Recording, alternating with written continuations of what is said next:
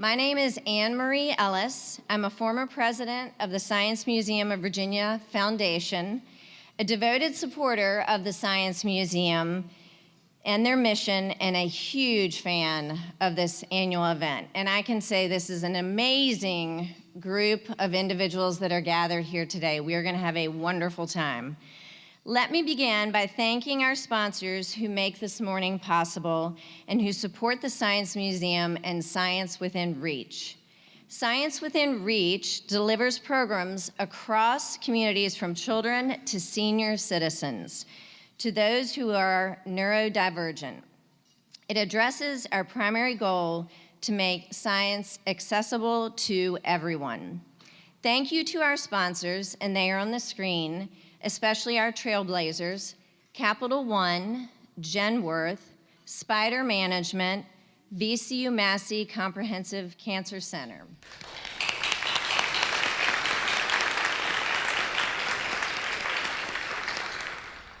Up and Atom was started 16 years ago to unite women in STEM, to celebrate underrepresented communities in science and to give voices to all in STEM, so everyone can see themselves in the fields of innovation, technology, science, medicine, and entrepreneurship. To help us get started this morning, I am pleased to welcome Bonnie Krenz-Schnurman, Chief of Staff to Governor Abigail Spanberger, to offer welcome remarks. Welcome, Bonnie.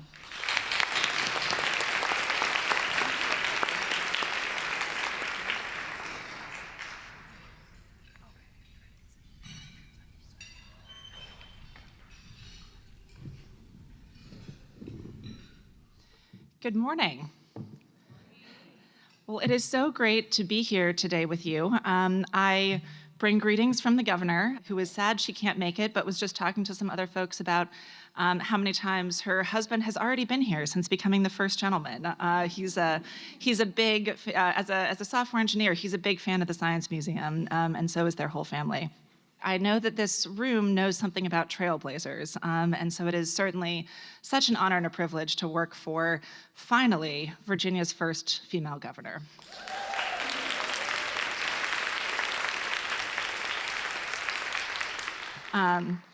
And I'm so grateful, as is she, for programs like this, because we know the importance of exposure to science and engineering and math for young people.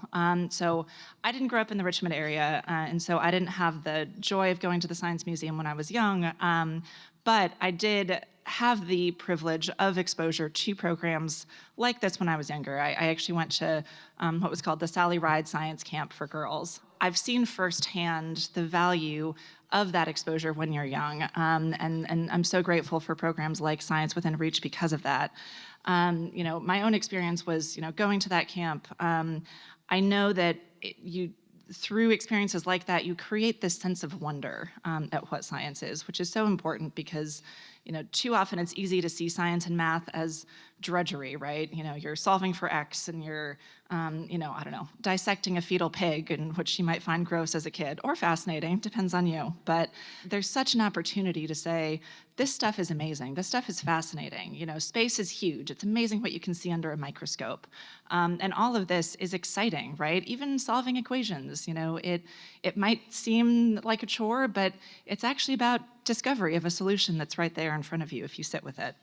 And in particular, as women in trailblazing jobs, I do think that it is so important to be setting expectations for young people that women can and should be part of these fields. Through exposure to programs like that, you're saying, this is for you too. You have a place here. And if you're interested in it, please pursue it. You can be good at it. You should be good at it. And let's not set the expectation that girls are not supposed to be, good at math and science, that if you are good at math and science as a girl, that means you're not going to be pretty or popular or any of the other things you might want to be. You can be all of those things at once, and you can have the opportunity to be part of these amazing fields and have these amazing careers. Don't close yourself off to that opportunity. Just a little bit about more about my own journey. I ended up going to MIT for undergrad, and I wasn't necessarily an obvious candidate for MIT because I wasn't completely sure that I wanted to be a science or engineering major. But as I was doing college tours in high school, I kept going on these college tours where the tour guide would say, our core requirements at this school are so many semesters of English and so many semesters of history and so many semesters of foreign languages and social sciences. And oh, by the way, you have to take one class in math or science, but don't worry, there are easy ways to get out of it. And I kept going, well, that seems odd, because understanding the way that science and technology are evolving is so foundational to understanding the world around us. And if the purpose of going to college is to come out with sort of a foundational understanding about how the world works, you would think that a foundational understanding of math and science should be part of that, even if that's not going to be your career. And so then I went on the MIT tour. And on the MIT tour, they said, our core requirements are 2 semesters of calculus through multivariable, 2 semesters of physics, mechanics, and E&M, a semester of chemistry, a semester of biology, certain number of additional electives in science and technology, and you have to take about 1 course per semester in humanities, arts, and social sciences. And I said, now that's more like it. And again, I wasn't sure when I signed up to go there that I wanted to do, science or engineering, and I didn't. I ended up being an economics major. I fell in love with economics my very first semester there. And even in high school, I had thought I maybe wanted to do government and public policy work, and that's, what I ended up pursuing. That rationale for going there to get that core foundational scientific understanding ended up having exactly the results that I hoped it would. I walked out not afraid of engaging in scientific conversations. I ended up specializing down the road in climate change policy. I went on to get a master's in public policy, focused on science, technology, and environmental policy. And after that, went to work at the White House during the Obama administration on climate change policy. And I'm not the scientist in the room, and I certainly don't pretend to be, but it is helpful to me that my eyes don't glaze over when the scientists start talking. It is helpful to be able to engage with some basic amount of understanding of these core scientific concepts that I had the privilege of being exposed to. And beyond that, beyond even just the substance of what you're learning, there's a how you're learning to approach problems. I have vivid memories of having to sit with a single problem on a math problem set in multivariable calculus for a whole 2 hours before solving it. And there's such satisfaction when you get to the end of that and when you graph that equation and it works. And I do think that, math and science programming, math and science classes are uniquely suited to teaching you to sit with a problem, that there is an answer to it if you, work through it long enough and you have the resilience to sit there and say, I am going to find the answer here. There is one and I can get to it. For me, that was at MIT, but for other people, it can be through other science programming like what we're here to support today. So again, thank you for what you're doing. Thank you on behalf of the governor. I'm so grateful for your support of Science Within Reach. I'm so grateful for the work of the Science Museum, and thank you for having me here today.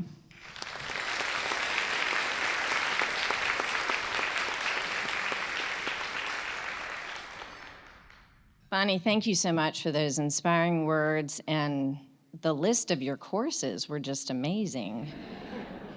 Now, it's my honor to introduce our featured scientist for this morning.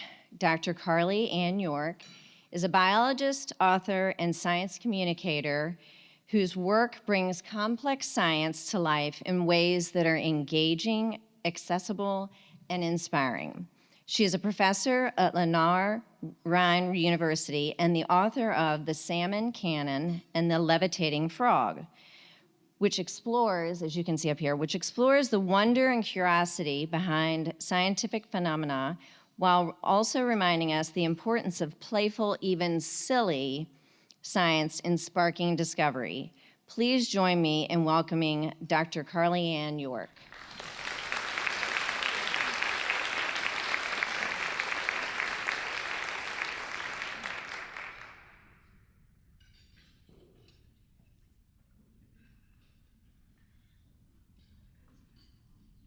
Right. Good morning, everyone. If I hold up the clicker, will you say, yes, that's the clicker? Great. All right. Did I click it? All right. Carly York. Thank you for that wonderful introduction. I am an animal physiologist by training, so I am a scientist first.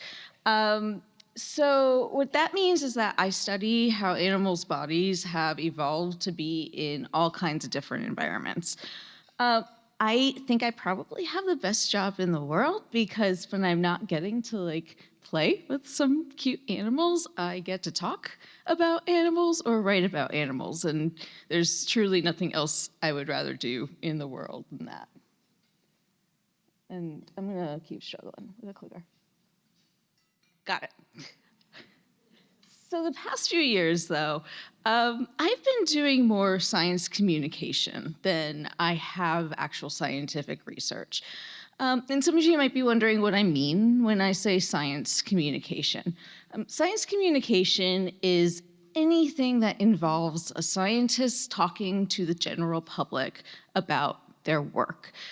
As scientists, we spend years and years being trained in the technical language of science, and it is its own language. We learn how to talk to other scientists about our work, but most of the time we don't learn how to talk to the rest of the world about our work. So that's what science communication focuses on. So I have done a lot of different forms of science communication in the past few years. I think I've landed on my favorite, though, being writing. As you already saw, I published this book last June, The Salmon Can and the Levitating Frog. And the purpose of this book is to dive into the value of basic curiosity-driven research and also some of the politics behind how this research is funded. So just a quickie little review here. If we look at science as a whole, maybe we can think of it as the tree of science. You can divide this into two pretty broad categories. We have basic curiosity-driven science, which is not goal-oriented. The purpose of this kind of research is simply to gain knowledge. You're not trying to solve a problem. You're not trying to create a product. And then we have applied research, which takes the knowledge that we gain from our basic research and then does try to solve problems or to create a product with that. I like to think of this with the tree metaphor because often the basic research goes unseen by the general public. We don't actually hear about science until it's made its way up to the application component here. And because of that, there is often a misunderstanding of what curiosity-driven basic research is and why we do it. This is a quote here from politician Sarah Palin. Tax dollars go to projects that have little or nothing to do with public goods, like fruit fly research in Paris, France. I kid you not. So let me ask, are there any fruit fly researchers in the room? Would you like to say anything to Ms. Palin? I would. Fruit flies are incredible. So let's get the record straight here. Fruit flies are amazing. They're fantastic model organisms. Everything we know about genetics, it comes from fruit flies at the base. We have 6 Nobel Prizes that have been awarded on fruit fly research. So fruit fly research isn't even that obscure, but still it finds itself misunderstood. But Ms. Palin is certainly not the first person to misunderstand this kind of research. In 1975, William Proxmire, who was a Democrat from Wisconsin, created the Golden Fleece Awards. And the purpose of these awards was to point out wastes of federal funding. And they didn't only go to science projects, but a lot of them went to science projects. And what they would do is twist these projects to make them sound very silly without the understanding of the importance underneath of this. And this has led to a tradition that has been carried on by multiple other politicians. Jeff Flake, Tom Coburn being some of the bigger ones that have created waste books, which are publications where they pretty much mock this curiosity driven research. And this has had pretty profound effects on people's careers and confidence as scientists. So what I wanted to do today is share two of the stories of these incredible women that I interviewed for this book, both of which have battled with being placed in the waste books. This is Sheila Paddock. She is a biology professor at Duke University, and she studies ultra-fast animal movements. She's most well known for her work on mantis shrimp punches. So this is a mantis shrimp up here. They're really beautiful. They have this modified claw that is like a hammer. And they eat snails and other things with hard shells. And what they can do is take this hammer and they can actually go fast enough with enough force to crack the shell of these animals underwater, which is incredibly hard. If you've ever tried to throw a punch underwater, this is hard to do.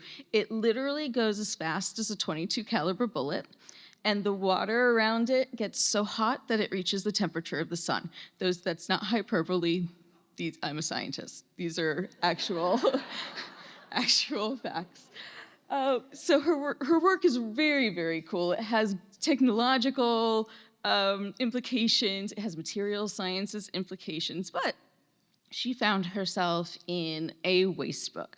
She was waste booked by Jeff Flake, and her work was called A Shrimp Fight Club and was belittled, saying that this was a waste of federal funding, that all this was watching shrimp fight, which that's not right. This is Dr. Patty Brennan. She is a biologist at Mount Holyoke University, and she is a functional morphologist. And in particular, she focuses on animal genitalia. And I know it's a little early for animal genitalia, and I'm sorry, but hang on here. There's some very, very cool evolutionary information to be gathered from studying animal genitalia. And she in particular has focused on ducks. We're biologists, right? Duck penises and duck vaginas, which just, of course, it sort of begs for somebody to mock, right? So she too found herself in a waste book over her relatively small federal grant that she had to study this research.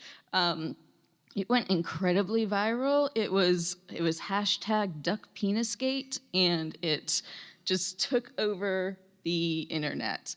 But what surprised me when I was interviewing these incredible women was their resilience in the face of this mockery. And since resilience is the theme of our conference here today, when I began interviewing them, I genuinely thought that they were going to be really bitter about the experience.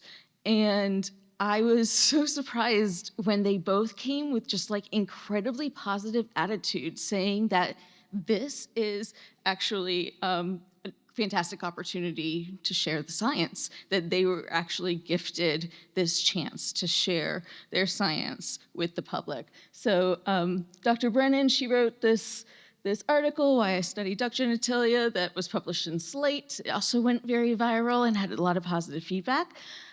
Sheila Paddock, she actually went to the White House and was able to present her research to Jeff Flake, who's in that photo there. And she was able, at the end of her talk, to ask him, like, do you think my work is worth funding? And he did say yes after that. So they both really stepped into these opportunities in incredible ways. So today we are standing at a really rough time for science and federal funding.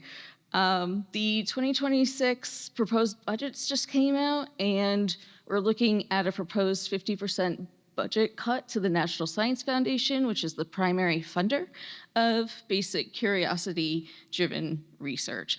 And I think that the most important thing that we can learn from them and what you all can do is share your stories as scientists, as budding scientists, as science-interested people. Anything you can do to share this passion of yours and yourselves with the general public, it's incredibly important right now that you all can take this moment and stand up for science in the way that you feel most comfortable. So thank you.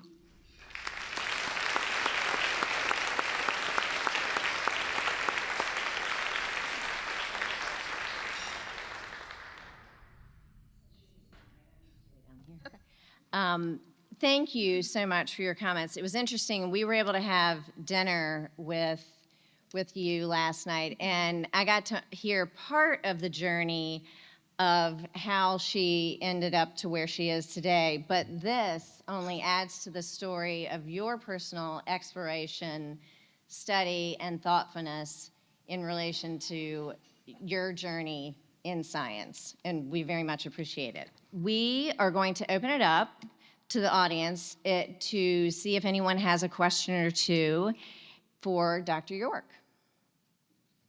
Yes. Thank you so much for your work. I am a mom of a budding scientist. My daughter is 7. She loves science right now, and I know that she's at a pivotal moment where science becomes not cool anymore.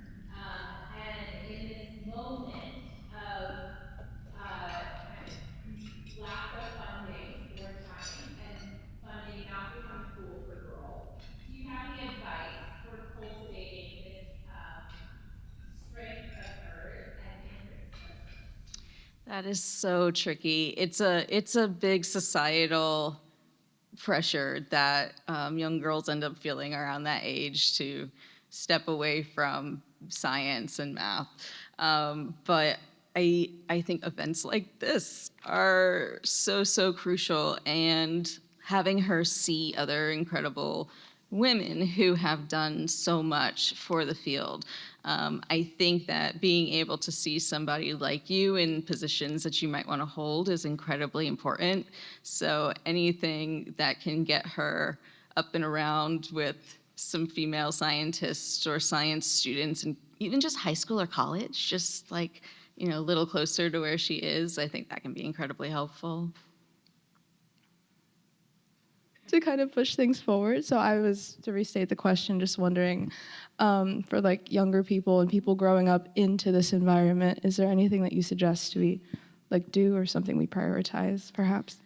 Yeah, it's tricky. I feel like the best thing that you can do is, and this sounds small to say share your story, but it's not small. There are plenty of people who think they've never met a scientist before, or someone who is interested in science, and to them, scientists are foreign. So I think it's incredibly important right now that anyone scientist interested in science is like public about that. There's been some really neat initiatives that have been happening. One's called the McClintock Letters, where scientists and science-interested folks are encouraged to write into their hometown newspapers and talk about their path in science and the research that they're doing.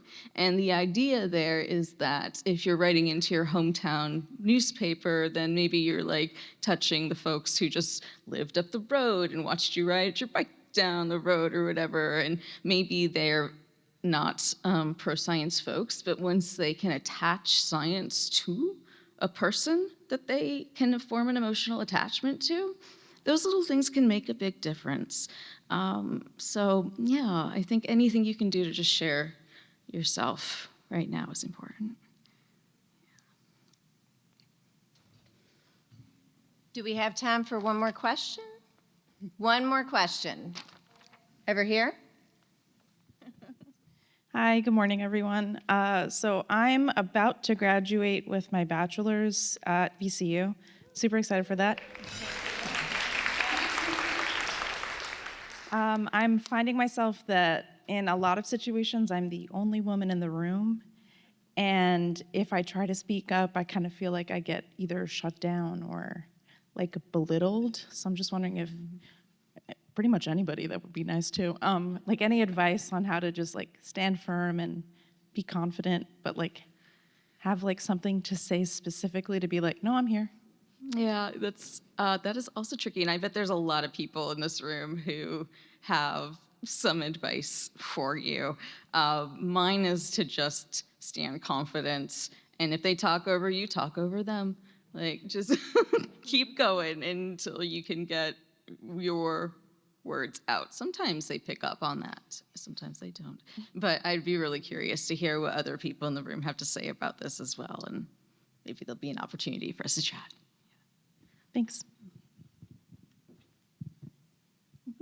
All right. Thank you all so very much, and thank you, Dr. York, for being with us.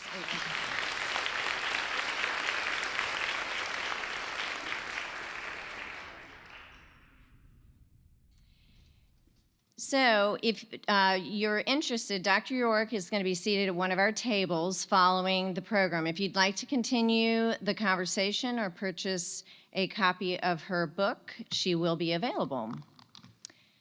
At your tables, you will find a few prompts to guide the conversation that we'll have next. We encourage you to use them as a way to get to know one another, explore what stood out to you, and as you talk, we urge you to reflect on what resonated and how it connects to your own experience.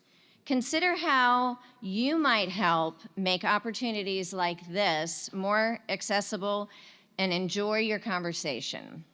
To introduce our panel moderator, Alana Azoka. Alana is a dynamic leader and storyteller who brings a deep commitment to elevating voices and fostering meaningful conversation across industries. Alana is a leadership coach, facilitator, and Amazon best-selling author. Please join me in welcoming Alana Azoka.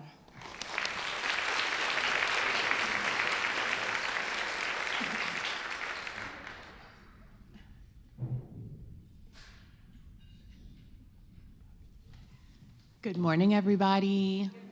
I'd also love to bring up our beautiful panelists who you see on the screen, so I'll let them have some chance to come on up.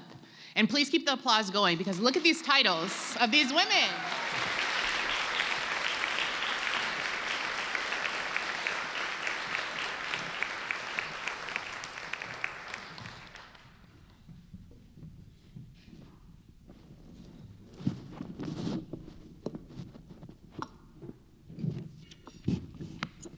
Beautiful. Well, I'm excited to continue to engage in the conversations around learning and how do we get through these challenges that we've all been hearing in themes of the conversation. You do see these beautiful titles on the screen, but I actually want to start us off by taking a look behind the highlight reel that you see right now and get into some of the realness. So I'd like to start with Dr. Tosas and Ms. Karen as well. Dr. Tosas, your work really focuses on health equity, and we know there's lots of systemic challenges that happen there. And then Karen, you on the day-to-day, I'm sure, are in high-stakes investment environments where one decision can have long-term impact. So I'm curious, can you talk about, in your journey, a challenge that you faced, especially when it comes to resilience, and what made that moment particularly challenging for you all? We just started with this question at our table. Amy, there were assigned seats, so I couldn't sit in the middle or the head. We're just talking about how do you position yourself when you enter a room. So, I mean, we face challenges every day. I can share so many. I am that girl. I am the first to go to college, the first to, all of those things. I come from that neighborhood. I am that girl. But I actually am going to share a challenge that just happened to me recently because it's topical. It relates to the talk today. I was one of those people that was the victim, nobody's a victim, I'm not a victim, of Doge. My grant was canceled. Yes, my work is in health equity. I look at basically biological embedding of daily experiences of stress among women. And I do that through the lens of the microbiome. And in microbiome science, there is a metric. So yes, my work is in equity. But there's a metric that is called alpha and beta diversity. It's a mathematical measure. But control search, and my grant was canceled. So was my doctoral students grant and my postdoctoral students grants, because again, my work is on equity. I had just hired my first lab tech to build my brand new wet lab. I have a dry lab, I was building my wet lab, and she was 2 days in the job when I got the cancellation notice. So it is interesting because a few months before that, I had just seen 2 of my colleagues, 2 amazing Black female scientists with this beautiful trajectory. Like when you think about scientists, it's like, I did this, that led to this finding, that led to that finding, like that really beautiful, smooth scientific trajectory. And they were like, and scene, I'm done. And they not quit, because last night, where's Acacia? We learned about purposeful pivot. So they purposefully pivoted away from academia. Nonetheless, it was really jarring to me because there were 2 women that I really admire. So, grant was canceled. Truth is that I'm thankful that I'm a VCU, and I have, I'm under the VCU Massey Comprehensive Cancer Center. I have a very supportive center that I knew that if I needed some additional funds to support my brand new lab tech, I could rely on that. And at the end of the day, they kept asking me to rewrite this report that we submit 5 times. I had to rewrite it, and this is when resilience comes along, because I was like, if you ask me to do it 20 times, I'm gonna do it 21. So I may not be the smartest in the room, but I'm gonna be the hardest working. So at the end of the day, my grant was restored. It was eventually restored, but it was a really difficult. Stop for that. Thank you. I've been really fortunate to be part of strong communities, and I think many of us have been. When I was asked this question and reflected on my career and some of the things that have brought me here, I actually reflected back on the beginning of my career managing endowment and foundation assets over 20 years ago now. I had the opportunity, I was the first member of the investment team at the Packard Foundation, which is phenomenally supportive of scientific research and education and all the wonderful causes that you all support and that the museum supports. They had, from an investment perspective, you talked about obviously how important and impactful decisions are. Their endowment had been invested in Hewlett-Packard donor stock, and so it was phenomenally successful in the tech boom, and then crashed precipitously in the bust. And so they recognized the need to diversify the portfolio. So I was brought in and had a wonderful opportunity to work with the chair of their investment committee, somebody named Lou Platt, who was the former chief executive officer at Hewlett-Packard Corporation. And he took me under his wing. He was an amazing mentor, supporter, friend. We did such valuable work together in building out this portfolio to benefit the foundation and the causes which they support. And he and the Packard family would be thrilled to see all of us gathered here today, celebrating and encouraging and investing in scientific research. So we had this amazing working relationship. We worked so closely together, and suddenly he passed away. And he was somebody I had grown so close to personally, as well as professionally. We spoke every day. We met on a Friday afternoon, and he died of an aneurysm on Sunday. And so I'm here, in this early part of my career journey, doing really impactful work that I was proud of, and personally and the foundation suffered this really unexpected loss. And so part of the challenge was this grieving process, but the importance of investing in building out the portfolio and doing what the foundation needed us to do every day going forward. And through that experience, I lost one mentor, but there were so many doors opened and opportunities that came to me. And it's really come full circle because I had the opportunity to meet and learn from amazing pioneers in the investment industry. One of them was a new CIO who's a dear friend and mentor who I was actually with yesterday at a conference of national chief investment officers. And as I've stepped into the chief investment officer role at Spider, she has been an incredible friend and mentor and supporter, and that's one of the benefits that came out of a real challenge, and I think underscores the importance of being resilient and embracing tough times and seeing the growth opportunities that can come of them. I appreciate that so much, and that word growth is so important. As I look around this room and the conversations we've continued to have, this growth mindset keeps coming up, especially in the face of challenges. So I'd like to now pivot to Lisa and Dr. Rector on how do you overcome challenges. So Lisa, you are building technical teams, you're managing them, and you're also building places where people belong and want to make impact. And Dr. Rector, you're balancing your research work and being an academic leader. So both navigating the discovery work that needs to go into that, but also institutional leadership and navigating through that. So I'm curious if you can share with us all any support systems, mindsets, or strategies that you felt have been helpful for you, particularly in challenging times, and why those have been so impactful for you.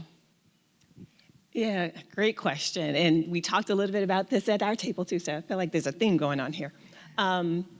So I've gone through maybe some org changes not too long ago, and honestly, they didn't sit well with me. I felt like in this org change, my position is not as powerful as it once was. It felt a little bit like a demotion, and honestly, I struggled mentally with how do I move past this? And I reached out to someone, so this whole mentorship thing. So I reached out to someone who was a leader in a more skills than me, more bandwidth, more all of those things. And I'd reached out to them and said I needed to talk. I really needed some counsel. And I gave them full permission to coach me however. Lisa, get over this. Lisa, this is the right thing. Lisa, you need to move. Whatever Lisa statement they needed to make, they could make it. And they gave me some really good advice that I think helps me through any challenges. One was to feel the feelings. Be okay with the feelings. Like just say it, feel it, but give yourself a date and move on. Once you have that date, you're done. You now move on to what is your next step going to be? Are you staying? For my particular situation, are you staying? Are you not staying? If you are staying, what is your purpose in staying? How are you going to move past this and develop that plan? And then lastly, don't wallow in conversation with others about and have a pity party. Be really conscious of your reputation and what you want to be known for. And so I can have that conversation with a mentor, but don't have it with everyone else, because it was a time for me to show up as a leader and as a thought person. And one other thing as well, as I reflected on the comments that you guys made, to me it's also important is as you go through these challenges, especially as you are resilient and you accomplish those things, to journal it. Because a lot of times we think in the moment, we can't make it through this is awful, this is whatever. And then 6 months later, we kind of forgot how painful that was and we're going through another challenge in another area for us to be resilient, and we don't remember how much that first one was a struggle and how we got through it. But journal and reflect back on, how did I make it through? I can do this again because now I've built that muscle. I've grown through that previous challenge. I think that's all really fantastic advice. And I also agree that we're touching on some themes here, resilience and also the importance of mentorship in teams. So I wear a few hats right now. I'm in the dean's office and I take care of the sciences and mathematics departments in our College of Humanities and Sciences. And I also am the director of a research project in Ethiopia. So I'm a paleoanthropologist and we get funding to go and look for fossils of our ancestors. And I'm lucky enough that we've made some discoveries and it's really exciting and I love to talk about it. And I'm also the mother of a 13-year-old daughter who's really good at math. And so all of those things come with these challenges. But one of the things that I kind of reflect on when I consider all of those different hats and the way that all of us are balancing all of these different responsibilities that we have is that for me, the most success has been when I work strongly and transparently and with trust with a team. And so when there are challenges, like right now, for instance, one of the challenges that we are currently facing that we're not real sure what exactly the dynamics around it are going to be, but as I think Carly mentioned earlier, or someone mentioned earlier, that the NSF is on track to get cut by about 50%. The directorate, the entire directorate that funds human evolutionary research is called the SBE, Social and Behavioral and Economic Sciences. The entire budget for that directorate is set to be cut. And so what that means is for human evolutionary studies, so the people who discover new species of our ancestors, who study who we are and what it means to be human, there is no federal funding left for us. And so there's a moment here for us to sit and say, like you said, sort of, or have that moment of, this is terrible, this is going to impact my future, this impacts my career, this impacts the work that I do. But it's also a moment, as we spoke with Acacia last night at dinner, for a pivot. Like, where do we go next? And for me, the only way that I can do those types of pivots successfully is to have a team around me who, in times, I can help carry water for them if they need it. They can help carry water for me if I need it. And so really thinking about where I have been able to move through these challenging moments is to know when I have members in the dean's office who are going to help pick up the slack when I need it, when I have team members in my scientific discipline who are going to do some of the work of the communicating the science that's so important, or some of the work of researching private foundations that may have money that's available. And then, of course, with my daughter, I just rely on her math teachers to, help me with that. But just that it is a team, and these mentors are so important. And if you think you need to do it alone, you're not going to get as far as you can go if you do it with other people. So yeah. And that is the beauty of this event. We are not alone. We have community. We can have these candid conversations, even while we're on stage and we're keeping it real. Can we keep it real a little bit more? Let's keep going. Okay, and I'd love to hear from all of our panelists with the time that we have left. And I'd like to start with you, Karen. For the person sitting now in this room who's quietly questioning, should I even be here? Do I belong in leadership? Can I be in STEM? What is a piece of advice, or what would you want them to remember when they leave this event, when those thoughts get a little bit too loud? 100%, you deserve to be here, and we need you. We need a diverse... Let's clap for that, absolutely.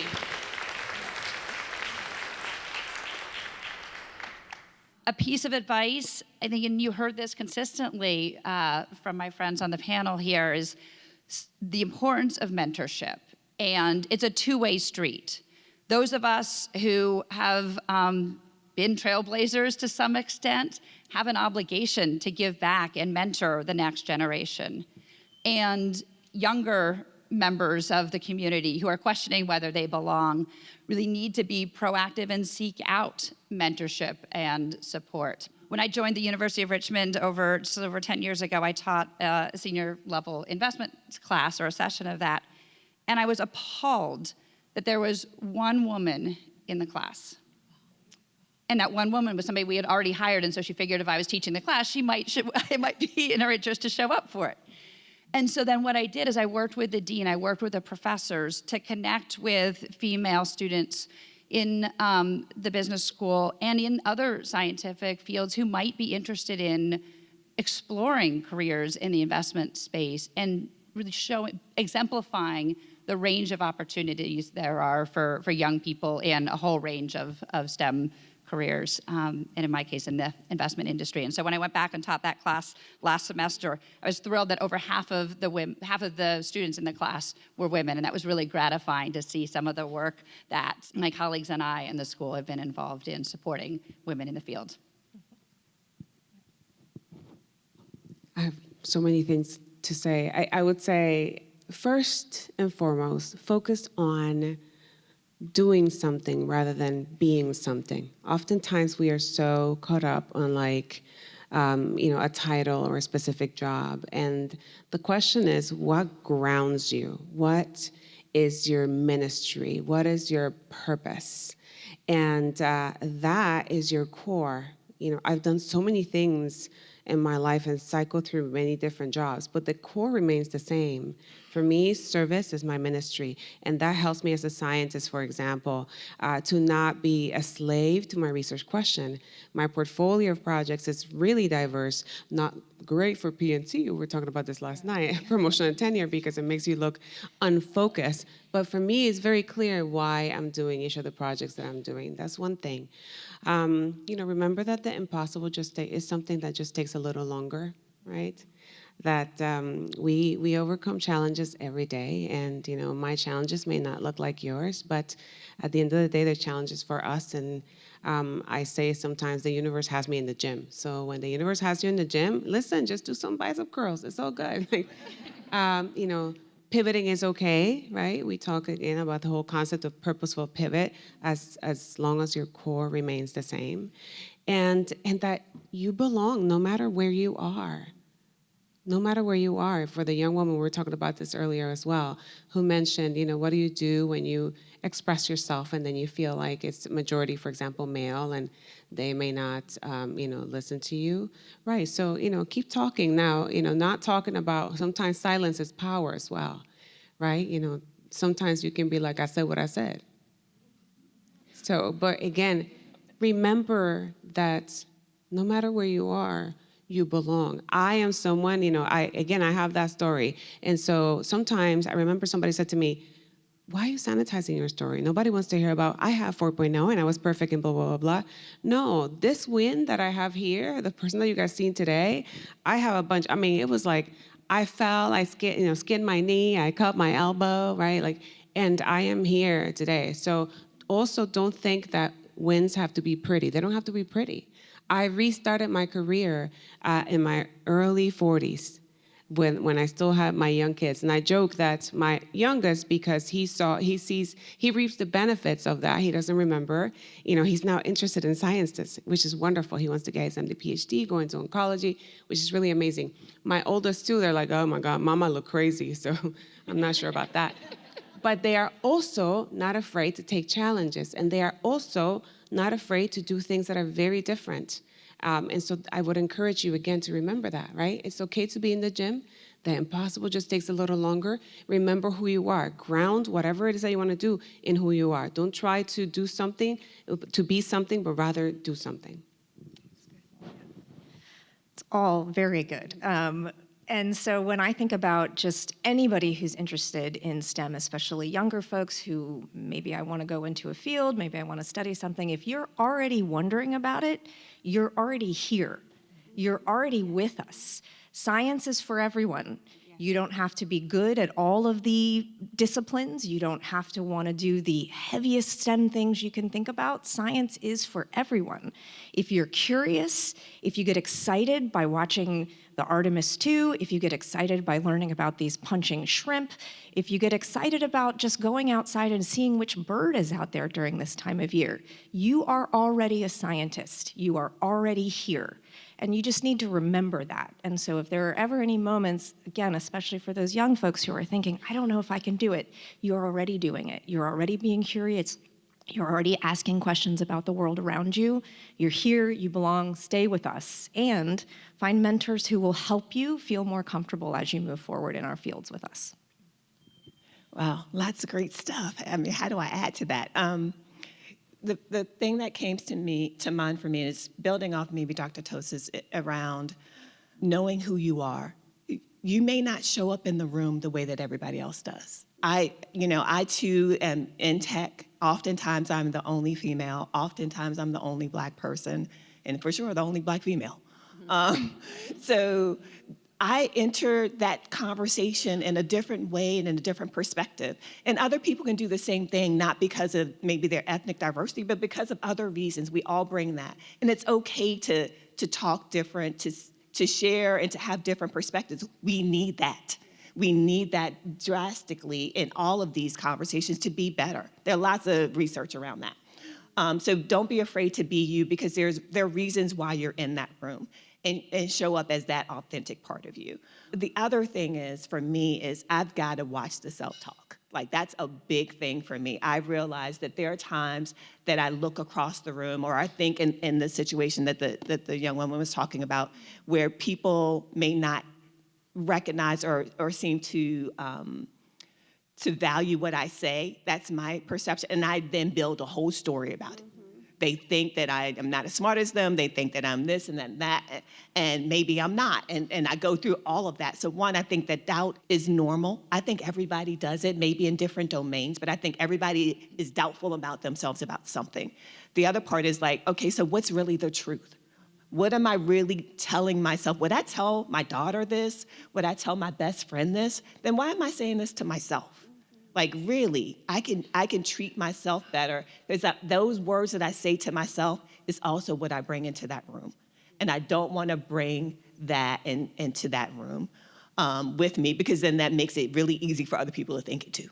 So that would be my advice. We got a good word today, did we not? Can we give it up for our panel? I think we're going to transition now. If you all have some questions that you would like to ask, we can maybe take 1 to 2 questions. There are going to be folks walking around with microphones, so just raise your hand and we can get that to you. All right, I got a question. Can I take some of the verbiage that y'all had today and make a T-shirt for the Science Museum? Thank you. Yes.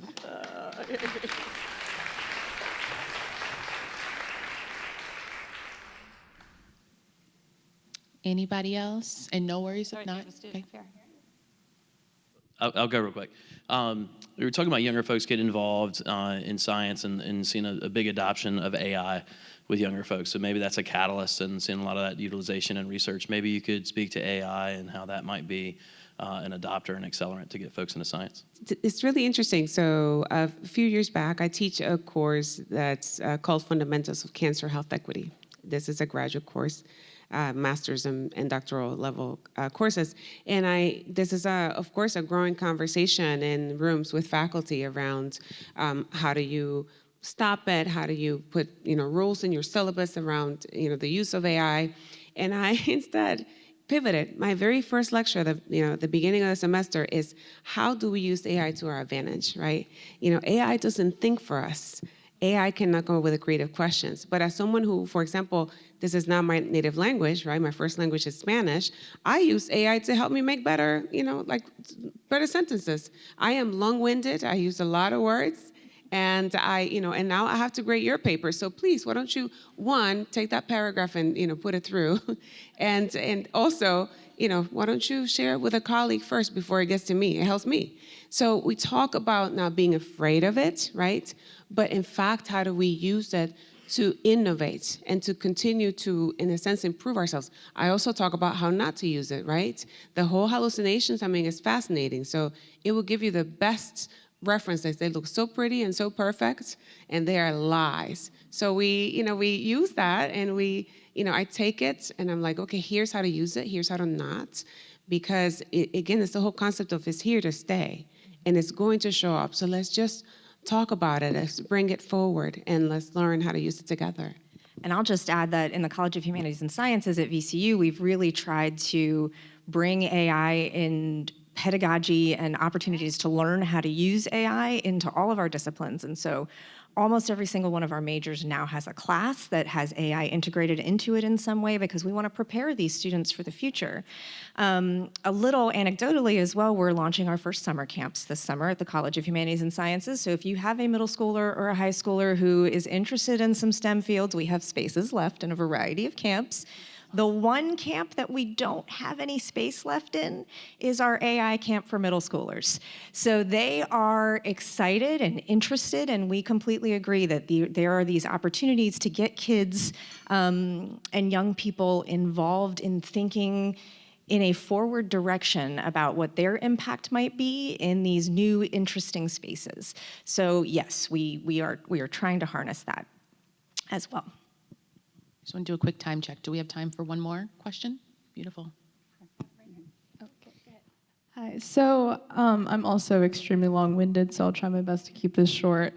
But as I mentioned, I'm a high schooler, but I'm going into college, University of Virginia. Woo! Thank you. But with going into college, whereas the place where you're supposed to be able to find a job and like start getting mentors and like start learning how to like integrate yourself into the workforce, things have been changing a lot. And that's actually a perfect question to segue into what I was going to ask. With a lot of things coming up in the 2020s where we're pivoting from like the technological shift that came in from the like early 2000s and like the early 1990s. When you pivot, I feel like, do you feel like these pivots are based on internal perspectives changing, or do you feel like a lot of times they're based on external influences? Because growing up, like I had no clue about anything STEM related until I like found like Girls Who Code and like First Robotics and things like that, where they helped me realize that it's possible, you know, in the first place to even try. But then with the introduction of AI and a lot of the fear mongering going on, I've heard a lot of things like, you know, CS majors, you know, you're gonna have to try and network as hard as possible, or if you're going into economics, like good luck with that. You know, someone might be ChatGPTing all of your research for you, and I'm like, oh great, so that's my career. And it's a lot of like uncertainty. So when it comes to pivoting, what helps you feel grounded and what helps you stay to your core, I guess, as we discussed, and I guess what is a way to make these transitions smoother? I would jump in and thank you very much for your question, for being here. Congratulations. I think you and your classmates are in a really ideal position, and I'm thrilled to have my son and his girlfriend here who are high school seniors embarking on their college careers in the fall. And I think particularly given AI and the accelerating, unprecedented acceleration in the pace of technological change, I think there are incredible opportunities. We were talking about it at our breakfast table, about the opportunities AI affords in scientific research and technological advancement. And the people and organizations that are most successful and are most successfully able to pivot both recognize, to your question, what's in themselves as well as the realities of the evolving external environment. And those will be most successful really combine their unique perspective and skill sets with the technology that's accessible and more broadly accessible with AI. But I think the human judgment and relationships and in conjunction with AI will be really critical for success going forward. Also, to your question about pivoting, I think pivoting and sort of the effects of pivoting are something you can practice and get better at. And so the more kind of experience you have in a space, the easier it is to kind of trust your own judgment on a situation. But you can start practicing that early and just be confident about your place and know that you will be even more confident as you move forward. I would say the most constant thing in life is change, right? That's why it's a cliche. And so the pivot can be external or internal. What doesn't pivot, again, is the essence of you and what grounds your values, right? So, you know, this is, again, like my second or third career. I worked for 10 years in pharma. I trained as a microbiologist and then later in life retrained as a cancer epidemiologist, not before finishing all the coursework for infectious disease epidemiology. And so, and I remember thinking, what a waste. My God, all this debt that I have from having been a microbiologist, now I'm starting over. I am so behind. And here's the universe bringing those fields together, and my work is now looking at the microbiome and its relationship to cancer risk. So you just never know where that life journey is taking you. But again, what has been consistent, and I can say that, you know, as a 52-year-old that, you know, has a nice career, right? But when you're in the midst of it, it's really scary, but it's okay. Sort of embrace that fear in, you know, sort of in a sense, watch what you're saying to yourself and remember that you're going somewhere. Like this is taking you somewhere. So always be curious and ask, what does the universe prepare me for? Why am I in this environment right now? And what am I supposed to get from this and learn that I can then apply later? There's lessons everywhere and we learn from everyone. And just in the interest of time, I'm going to start to transition us. But you see these names on the screen. We all have LinkedIn. We have all these things. Make sure that you connect with this beautiful panel. Can we give them a round of applause one more time, please?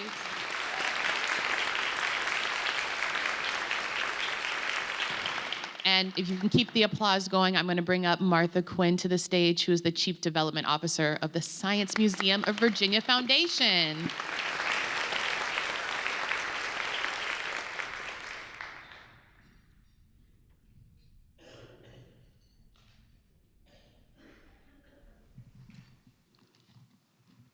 Thank you, ladies. You're all welcome to go to your, sorry, I wasn't paying attention. Thank you all for being here. Another round of applause for them. I have to move your stool.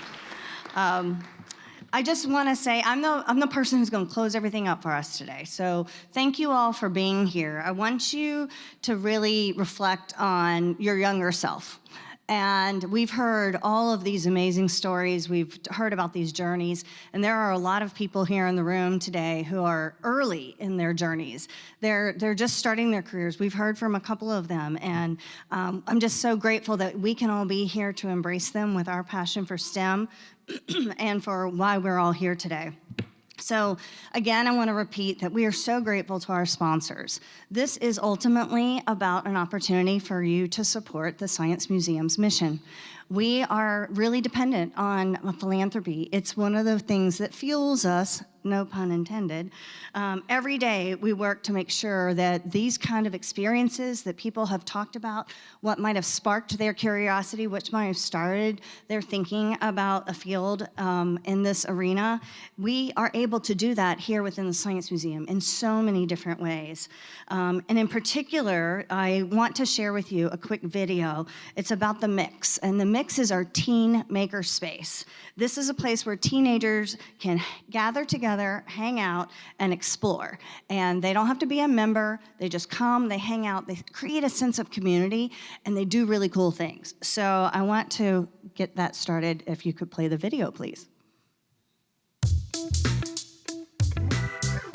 It is a place for creative freedom to blossom. It's open specifically to teens, but it's free. And it is a way for anything you could ever dream, think, create to come to life. It's a teen makerspace where people can come in, teens can come in for free, and also hang out with friends and make new friends. It's a library card, but cooler.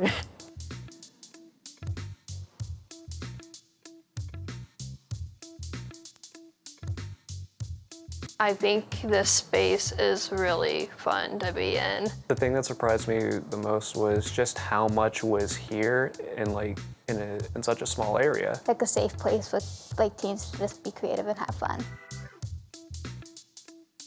The Mix is so important for our community. It gives teens a place to come and be themselves. It gives teens a place to have resources that they wouldn't normally have access to. For example, the 3D printers, which I love.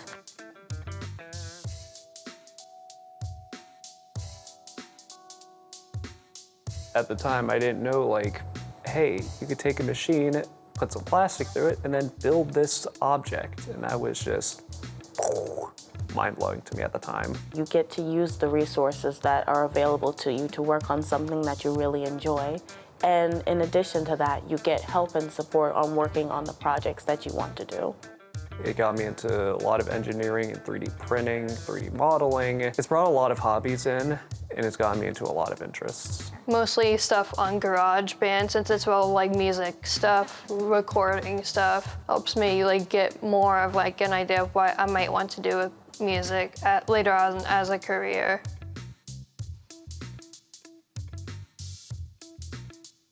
As for some of the soft skills that I felt I built up as a mixed teen, watching the mixed mentors that I had as a teen, seeing how they handle conflict resolution gave me a healthier model of how to handle conflict in my own life. I was really shy. I'm still very shy at school and just not as open to talk and stuff. But I've gotten better when it comes to communicating what I want and what I need for school, with accommodations I need. So I've been getting better at advocating for myself. I love that about the Mix. It's a place where anyone can mix together and build what they want or imagine. So now I'd like to welcome Lourdes Olivencia. She's going to tell you why the Mix is so important to her. That she is a member of our very first semester of our Teen Leadership Program in 2024. She's been a volunteer with us for a long time, and she's a junior at Stewart School. Hi, thank you so much. Like Ms. Quinn said, I'm a junior and I've been with the Teen Leadership Program since its very first semester. It's really, being a volunteer has changed me so much and has given me so much confidence, and the Science Museum, I owe a lot of my confidence now and who I am to it, because seeing the different guests we have come in really is just so inspiring, because my love for science started when I was very, very young. So seeing not only little kids and teenagers my age, but also adults come in and enjoy science, and even in the rotunda, you see the little kids get so excited about the pendulum when they knock over a peg. Just the little things to coming in the animal lab, seeing the animals, the eco lab, seeing the bees. The little things that add up are just so important. And to me, that message is what I hope to spread to other people outside of the museum. And I encourage all my friends to come to the Science Museum, because it is the place where community comes together around science. I think that is the main thing that brings people together, is science, because it is around us all the time, forever and forever will be. So that is why the Science Museum is so important to me, and being a volunteer has been such an experience that I will never forget, and I hope to bring to college everything that I've learned, and I'm forever grateful. So yeah, thank you.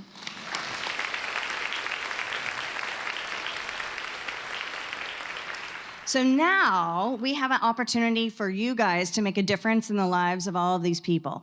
At your table, there are opportunities for you to either use a QR code and make a gift for us today. I hope that you will join us in being excited about this mission. This is the only fundraiser that we host on an annual basis, and we want to ask you to consider making a donation to your younger self, to the younger people in here, to being able to explore STEM and encourage discovery. I was reflecting as I was sitting there listening to our panel about the Dominion Energy Charity Community Partner event that I attended on Monday, and somebody brought up the African proverb, if you want to go fast, go alone. If you want to go far, go together. So I'm going to be quiet for just a minute, and we're supporting Science Within Reach. I want to give you a chance to look at your table. If you need any instructions, there's somebody at your table who can help you make a gift today. Please join me. This is our thermometer. I made a gift earlier this morning, so thank you very much. And I know that John Wick, who's the chairman of our board, he made a gift earlier this morning. And Elena Edwards, who is not able to be here, she sends her regrets. She made a gift on Monday before she left. Thank you so much.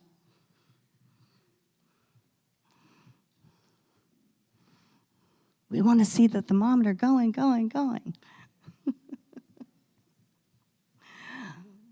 It's Science Within Reach is a program that really allows us to break barriers for all different types of communities. Here, we actually are able to give science opportunities for senior citizens, for those individuals who might have neurodivergent presentation, for individuals who might not be physically able to come to the museum. They can come to the museum at different times of the day. We have the mixed programs, we have children's programs. We make sure that Title I kids are able to come here so that all the schools in our community can bring their families here. So I'm very excited, and I see the thermometer going, going, going. You guys are doing a great job. I want to share that I am so grateful to you all. Our sponsors have made this possible. The committee worked really, really hard. Please give a round of applause to our committee.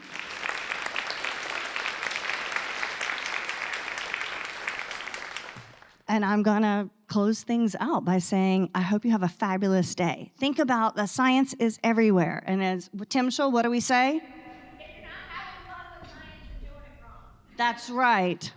If you're not having fun with science, you're doing it wrong. Have a blessed day, everybody. I thank you so much.